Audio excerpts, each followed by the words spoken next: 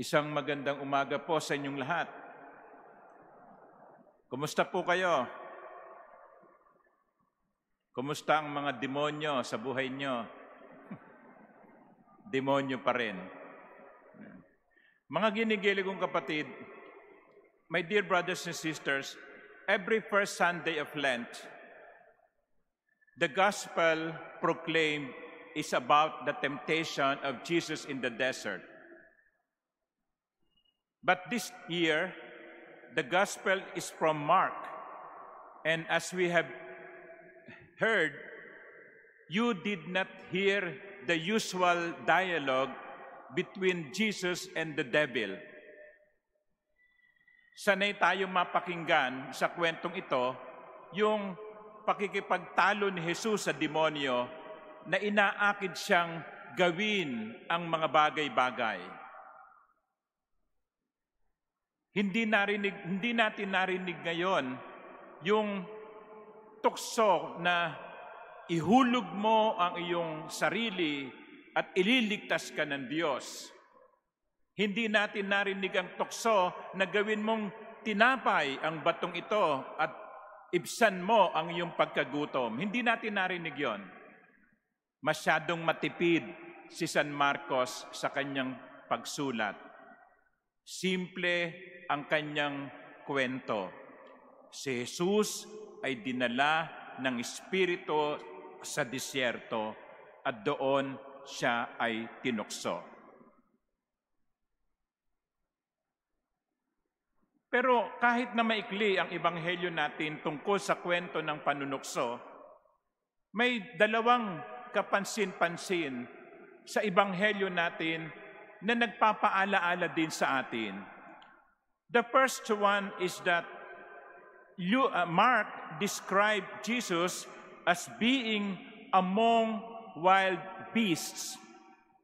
Ang kasama niya ay mga mababangis na aso, na hayop. Anong ibig sabihin nitong pangungusap na ito? He was among wild beasts. Well, in a way, it describes the situation of man. It describes our own situation. We live in a world where there are beasts, wild beasts. We live in a world where there is evil. Mga ilang linggo na ang nakakaraan, sa aking homily dito sa loob ng katedral, tinanong ko yung mga tao, naniniwala ba kayo sa demonyo? Huwag kayong tumingin sa katabi nyo. Okay. May mga taong hindi naniniwala sa demonyo. Pero dito sa ebanghelyong ito, pinaaalalahanan tayo, the devil is real. Temptation is real. And you know that by experience. We know that by experience. Kahit saan tayo pumunta, ang demonyo ay nag-aabang sa atin. Hinihikayat tayong gumawa ng masama. Kahit dito sa loob ng katedral, kahit sa isang banal na lugar, nandito ang demonyo. Hinihila tayo upang magkasala. Tinutokso tayo upang magkasala. At yan ang unang paalaala sa atin. Kung si Jesus ay tinukso ng demonyo, kung si Jesus ay dinala sa disyerto kapiling ang mga mababangis na hayop, ganun din tayo ay nahaharap sa mga tukso. Let us not fool ourselves by believing there is no evil. Let us not fool ourselves by believing Satan is not real. There is the evil one tempting us to run away from God. Pero hindi doon natatapos. Ang pangalawang paalaala sa atin, at sinabi ni San Marcos sa kanyang ebanghelyo, he was among wild beasts and the angels ministered to him. the angels ministered to him. Alam nyo, ito yung pagpapakita ng kababaang loob ni Jesus.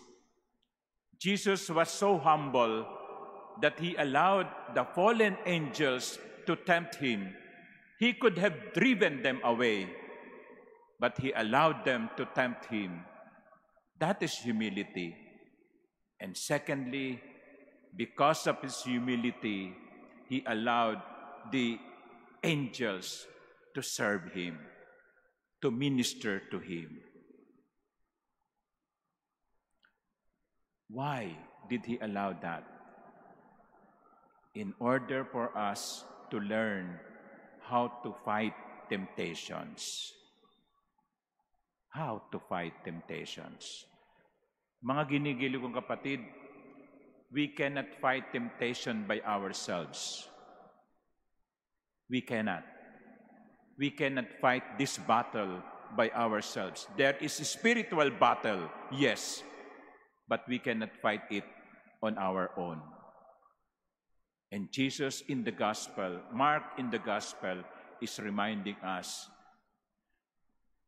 angels are needed. The assistance of God through angels is necessary.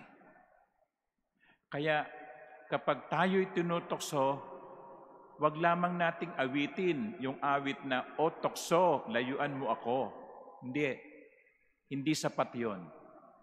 Kundi sabihin natin, "Diyos ko, tulungan mo ako." Diyos ko, tulungan mo ako. Uulitin ko, hindi natin kayang paglabanan ang tukso ng tayo lang. Even Jesus allowed the angels to minister to him. Even Jesus allowed the angels to assist him.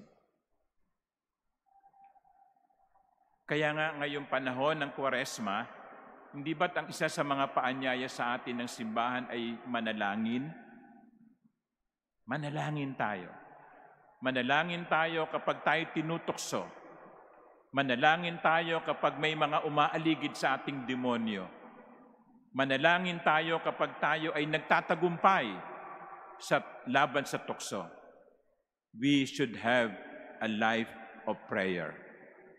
We should always be reminded, or we should always remind ourselves that God is present and that God will assist us. Pero, paalaala lang. Oo, tutulungan tayo ng Diyos. Pero dapat tulungan din naman natin ang ating mga sarili. Anong ibig kong sabihin? Huwag nating isipin na, well, tutulungan naman ako ng Panginoon eh.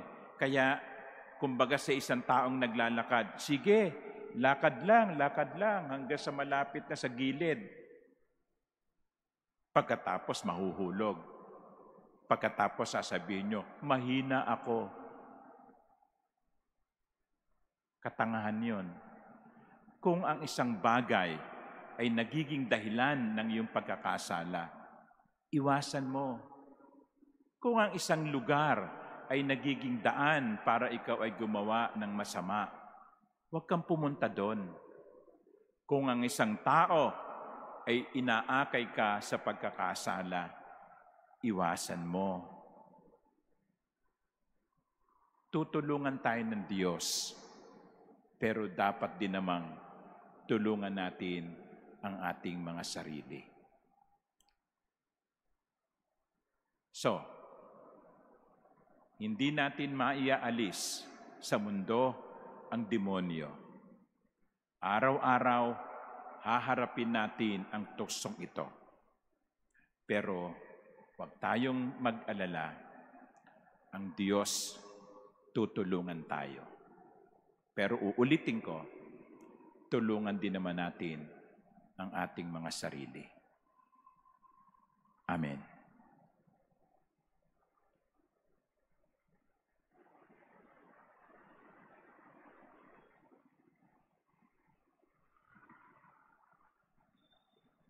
Please stand. I believe in one God, the The Father Almighty, maker of heaven and earth, and of all things visible and invisible. I believe in one Lord Jesus Christ, the only begotten Son of God, born of the Father before all ages, God from God, light from light, true God from true God, begotten not made, consubstantial with the Father.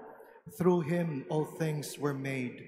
For us men and for our salvation, he came down from heaven, and by the Holy Spirit was incarnate of the Virgin Mary and became man.